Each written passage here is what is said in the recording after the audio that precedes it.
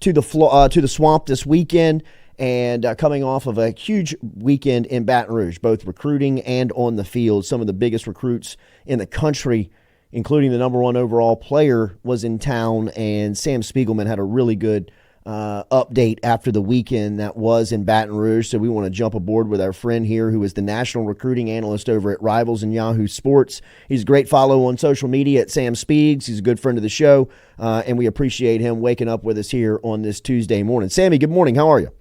What's going on, guys? How's it going? Doing okay. Obviously, you were paying close attention to what was happening this past weekend in Baton Rouge, where LSU had over 300 recruits in town. But let's start at the top. They had number 1 overall player Bryce Underwood, the number 1 quarterback in the class, the number 1 player in the class, has been committed to LSU for nearly 300 days. What was this last visit like for Underwood, with him and all the family in tow to a losing weekend in Baton Rouge? Well, Jordy, it's important to remember he's been to LSU quite a bit. Even though he committed in January, he's been there before. He's made a steady string of visits since. It includes Friday Night Lights over the summer, which was all but an official visit that was done unofficially by LSU to, while all these top-ranked recruits are making their OVs over the summer, Bryce Underwood is coming to LSU unofficially to do recruiting, to work out with these guys and figure out this 2025 and look ahead to this 2026 classes. But I was told this visit back, even though it was not the game that Bryce or most LSU fans were looking for, that this was his best weekend he's had in Baton Rouge to date. As I reported, the sentiments are very high about Bryce Underwood. And to be completely frank with you, when those reports about Michigan making an NIL push to keep Bryce Underwood in state, when I checked in with my sources at LSU, there was that confidence really didn't wane very much at all, to be perfectly honest. But obviously, Michigan was very steadfast. They still are very steadfast about trying to keep Bryce home. But after this weekend, the arrow is pointing up for LSU. I think it was already pointing up. It just continues to point up. They feel extremely optimistic about their chances. The game didn't go as he wanted. I would say that in recruiting, one game rarely decides the outcome of recruitment. And in a lot of ways, a losing effort like this, it opens eyes to what this team needs. And that applies to the offensive side of the ball. And talking to defensive recruits, the same deal. They know what the team is missing. It doesn't change the atmosphere in Tiger Stadium. It doesn't change the relationships with the coaches for Bryce Underwood, with Joe Sloan, with Brian Kelly. There's a lot of optimism right now, and I think this visit might have been the nail in the coffin for LSU, holding on to their prized 5-star quarterback in this 2025 class. Sammy, as you mentioned, the push on Underwood has been tremendous, and LSU's done a fantastic job recruiting him. I would say that 3 weeks ago, there was probably a sentiment around Nussmeier that he was probably leaning on going pro at the end of the year. 3 weeks later, that conversation has changed. Does that have any outcome? Does that outcome have any weighing on what happens with Underwood? You know what? I'm not going to say that it doesn't. Obviously, maybe like you said, part of the season, we're talking about Nussbus as a first round or second round pick, and the last few games have kind of tainted that a little bit. But I think more so what that changes is the climate inside of the quarterback room. Obviously, Joe Sloan has been named a candidate for about every early head coaching job that's opened up early on. There's a lot of really talented quarterbacks on LSU's roster waiting for a spot to either take Nussmeier's spot or be his backup next year or compete with Bryce when he gets to campus. So I would keep an eye on the quarterbacks that are actually in Baton Rouge more so than the recruits, because in today's day and age, that's what it's all about. Is they're trying to find their crack at the depth chart. They're trying to climb, whether it's at LSU or elsewhere. They're just trying to put together a resume to get to that next spot. So I'm not sure that Nuss's future impacts Bryce as much as it might impact Ricky Collins or Colin Hurley, so on and so forth. Mm-hmm. The other big name that was in town this past weekend was number 1 defender and big-time defensive tackle Jakeem Stewart, who has been at the center of school controversy over the past couple of months, but seems like he is now on target to graduate early and will be an early enrollee. He was in Baton Rouge again this past weekend. Where do things stand with him with LSU? This is his third visit he's made since reclassifying to 2025, since being on track, like you said, to graduate in a couple of weeks and enroll in college. He's been to Oregon. He went there for the Ohio State-Oregon game, which obviously was an awesome game, and those are two of his top 4 schools. He was at Ohio State a couple of weeks ago. He's been to Ohio State, I think, 4 or 5 times in the past 6 or 7 months. It's been a large string of visits up there to Columbus. And then he was back in Baton Rouge this past weekend. Depending on who you talk to, there's varying levels of confidence, but I can tell you for sure that LSU is going to be in the end with JaMarr Stewart until National Signing Day or National Signing Day Eve. That's been the expectation. Nothing has changed. This visit, the outcome of this game, much like Bryce, it's not going to impact JaMarr Stewart. He's been to LSU more than any other school. And Jordy, we've talked about this at numerous occasions. As long as Frank Wilson is wearing purple and gold, LSU is going to be in the mix with JaMarr Stewart, and that's just a fact. I think at this point, Oregon and Ohio State have usurped USC. I think the way that their season has gone, even though they have a really strong relationship with Aaron Henderson over there and his work with Aaron Donald speaks volumes, I think between distance and the way that their season's trajectory has went, that's opened the door for LSU to kind of overtake USC, battling with Ohio State and Oregon. I could tell you Oregon feels like the biggest threat to LSU at this point. I'm not saying Ohio State is third on this pecking order. They could certainly win out in the end. It feels like it's going to shaping up to be an Oregon versus LSU battle. Dan Lanning loves JaMarr Stewart. He thinks he's a huge piece of this 2025 class potentially.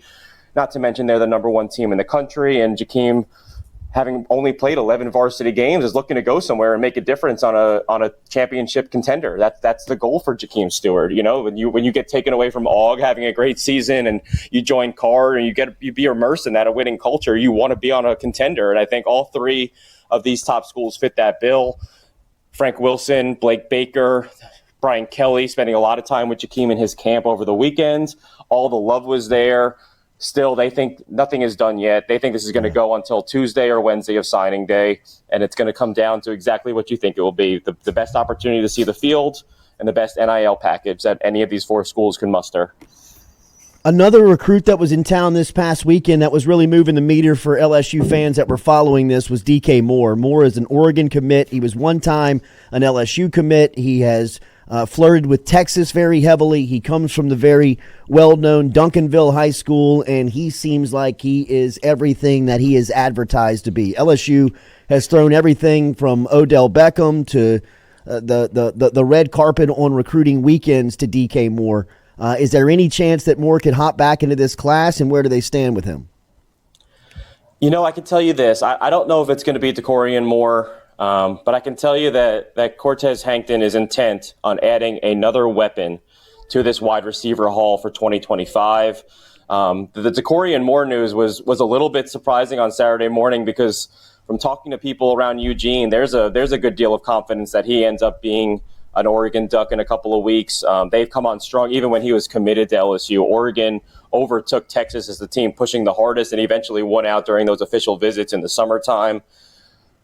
But Cortez Hankton has been looking for another wide receiver. Derek Meadows, who committed to LSU this summer over Alabama and Notre Dame, was back in South Bend over the weekend. He has been at Michigan already this month. Some schools continue to push away for Derek Meadows. I could tell you that Cortez Hankton made a run at C.J. Wiley before he decommitted from Florida State and then since committed to Georgia. He's making a run at DeCorian Moore, and we know that the relationship that Coach Hankton and Frank Wilson have with DeCorian and his family is very strong, so they're going to continue to chip away there. But I'm not going to be surprised if LSU adds another big-time weapon. It might come from out of state. They are intent to add another weapon to this class. They're feeling good about Bryce Underwood. They have the number 1 running back in Harlem Berry. They have JT Lindsay, who has been absolutely a stud as a senior at Alexandria. They're trying to bolster this offensive recruiting class. And I can tell you that the tea leaves are there that Cortez Hankton's going to go to different parts of the country and try to come up with a blue chipper to add before signing day. One name that people are curious about, and was another one-time commit, has since flipped to Miami, is top cornerback in the state, Jabari Antoine. Sammy, what's the latest on Antoine? Jabari's been back at Miami 2 or 3 times this fall. He got injured, I think, three games in at Westgate this season. Listen, the dialogue is still there between him and Corey Raymond. Corey Raymond is from New Iberia. He was a part of this January spree of commitments for LSU and BK when Harlem Berry and Bryce Underwood and Devin Harper and Jabari Antoine, some of the best in state, and obviously Bryce Underwood, the best in the country, all committed to LSU, and they basically made a statement that they're going to be in the mix for the number one recruiting class in the country. And we know that even before Jabari committed to Miami, LSU made a very strong run. The only situation I can see really playing out is if DJ Pickett winds up out of this class, Corey Raymond and the staff go all in. But at this point, I think they're very content with the guys they have. DJ Pickett, Cade Phillips from Houston. These are handpicked guys by Corey Raymond having tremendous senior seasons. Listen, I think the door is still open for Jabari Antoine, but he's made so many visits to Miami. Miami's having a stellar season. They've made him a bigger priority than LSU has, and I feel pretty good about Miami holding on late. What about the linebacker out of Georgia, Jaden Breaker? I know that Georgia has made a big push on him. Where does LSU stand with the already committed linebacker in Breaker? Yeah, well, Breaker took his official visit to LSU. You'll have to remember he was committed to South Carolina early on before Blake Baker got him to Baton Rouge, flipped him, which is a huge flip because this kid is physically off the charts. He's about 6'4", 215 pounds. This kid is going to be terrorizing quarterbacks somewhere in the SEC for the foreseeable future, and he's just starting to find his gear on the football field. After his official visit, I think he was really considering shutting his recruitment down. Alabama was in this. Georgia was in this. I think at this point, like you said, Georgia is the bigger threat to Alabama. Alabama got him on campus in September. It's kind of faded a little bit since. He's left the door open for returns to Tuscaloosa. I think he'll get to Georgia, if not for an official visit, unofficially, because he's from South Gwinnett High School just outside of Atlanta. He wants to be sure of his decision to go to LSU. It's more about someone who saw his recruitment take off a little bit later than expected and just wants to check all the boxes. But from speaking to him, from speaking to people in his corner, there's a good amount of confidence he's going to play football in Baton Rouge when it's all said and done. And this is one of those physical guys Blake Baker's going to put on the edge, and we're going to be talking about in a year or two as just this guy that maybe no one talked about enough in the high school ranks, making a difference in the SEC. Sammy, they had 300 recruits in town this past weekend. Obviously, we've asked you some about the headliners. Anything jump off from the past weekend of maybe an underclassman or maybe somebody that was in town that stood out other than Underwood, Stewart, and the crew? Yeah, 100%. Listen, we're gonna put something out a little bit later today on Rivals on this. But hey, I don't know if you guys have heard of this Weeks family. They're pretty good at football. They've been playing for LSU pretty recently. Well, Zack Weeks is the third Weeks of this family. It might be a lock that he ends up at LSU because obviously both of his brothers are playing there.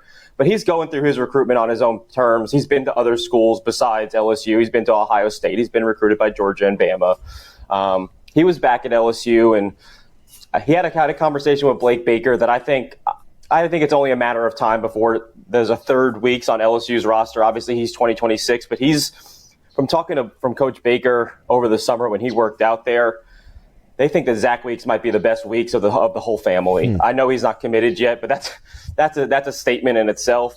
You know, in recruiting, the younger brother is always kind of the more talented one. There are exceptions to the rule, of course. But in this particular case with the three brothers, Zack might be the best. He might be a better pass rusher as a true three-down, second-level defender. And even in a losing effort, like I said, wins and losses on the field don't decide recruiting battles. That environment in Tiger Stadium was raucous over the weekend. Kids were raving about it. You wouldn't be able to know that LSU lost if you just talked about the environment and the conversations before and after the game.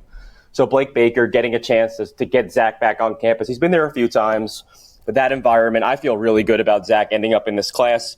I feel good about LSU sticking around with Lamar Brown. I feel good about LSU making a run at Tristan Keys. They're going to have some stiff competition, though, and a loss doesn't help. But recruiting isn't won in November for juniors. That's going to pick up in the spring. So maybe a little bit of hiccup with some of the top tier recruits, but they're still feeling really good about LSU big picture, and not many schools can put together an environment like that on a Saturday night in the SEC. Devin Harper, the number one offensive lineman at in Louisiana, who is committed to LSU, was at Ole Miss over the weekend for an enormous win. That put any pressure on LSU's commitment?